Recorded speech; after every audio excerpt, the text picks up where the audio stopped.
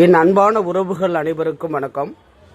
இந்த மருதநிலத்து தலைவனான வேந்தனான இந்திரனான இந்த மருதநிலத்து கடவுள் வேந்தன் நம்ம போற்றப்பட்டு வணங்கப்பட்டு கொண்டிருக்கின்றோம்.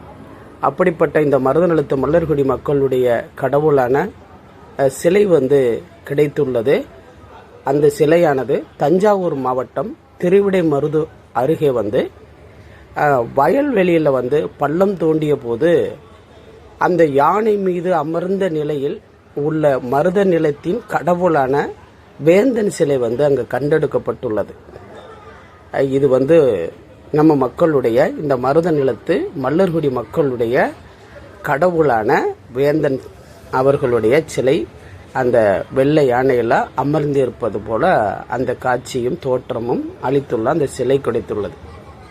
நீங்கள் பார்த்தீங்கன்னா இந்த மருதநிலத்து மல்லர்குடி மக்களுடைய வாழ்வியல் கீழடியாக இருக்கட்டும், கொந்தகையாக இருக்கட்டும், ஆதிச்சநல்லூராக இருக்கட்டும், இப்படி நீங்கள் எண்ணற்ற இடங்களில் நீங்கள் பார்த்தாலும் இந்த பூமிக்கு அடியில் புதைந்திருப்பதெல்லாம் இந்த மருதநிலத்து மல்லர்குடி மக்களுடைய வாழ்வியலும் வரலாறு தான்.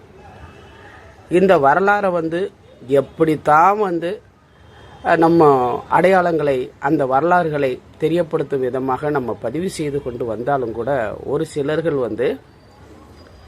அந்த வரலாற்றை இருட்டடிப்பு செய்து தங்களுடைய வரலாறு போல இன்னைக்கு வலைதளங்களில் தொடர்ந்து சில வருடங்களாக அதை அந்த செயலை செய்து கொண்டே இருக்கின்றாங்க.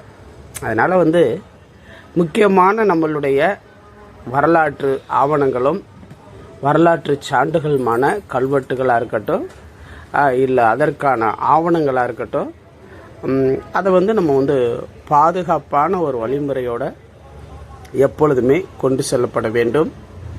இது மருதநிலத்து மல்லர்குடி மக்களுடைய வாழ்வியல். யாருக்கும் வாழ்வியல் வரலாறாக இருந்த சரித்திரம் கிடையாது. அவர்களுடைய வாழ்வியலை பார்த்தா ஒவ்வொருவருடைய வாழ்வியலும் ஒரு விதமாகத்தான் இருக்கும். ஆனால் நம்மளுடைய வாழ்வியல் வரலாறும் அது சரித்திரம் படைக்கக்கூடிய வரலாறுகள் தான். அதனால் இந்த மருதநிலத்து மல்லர்குடி மக்களுடைய வாழ்வியல் மேன்மை பொருந்திய வரலாறு.